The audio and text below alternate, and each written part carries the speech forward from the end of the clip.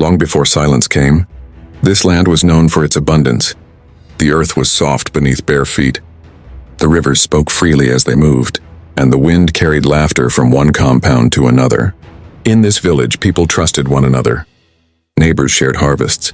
Children grew under the watchful eyes of many mothers. The land listened, and it responded with life. Among the people lived a woman named Ifunanya. Her strength was not in her hands, but in her mouth.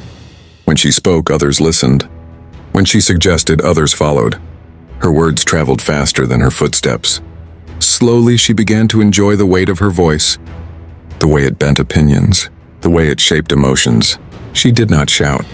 She did not fight. She only spoke and watched consequences unfold. To Ifunanya, words were harmless. Stories were jokes. Gossip was simply conversation. She spoke without pausing to think. She repeated what she heard, added what she imagined, and removed what softened the truth. She did not see faces when she spoke. She only enjoyed the reaction. And slowly, laughter began to fade. Trust was the first thing to break. Neighbors stopped greeting one another. Eyes avoided eye contact. Conversations ended abruptly when footsteps approached. Small disagreements became deep grudges. Old friendships collapsed without warning. The village did not collapse loudly. It fractured quietly. And beneath the soil, the earth began to feel the weight of human words. The first sign was the harvest.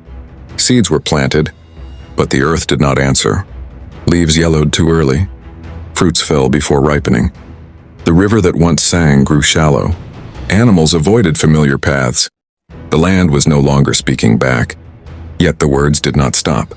Ifunanya continued speaking, even as the village weakened. She blamed others. She redirected attention. She avoided responsibility. But the earth does not argue. It simply responds. Then one morning, the village woke to silence. No birds sang. No leaves rustled. Even the wind held its breath. Paths once busy stood empty. The land felt abandoned. The earth had withdrawn its voice. In that silence, Ifunanya finally heard herself. She remembered every word spoken carelessly, every story twisted, every seed of suspicion planted. She understood too late that words are not sound. They are forces.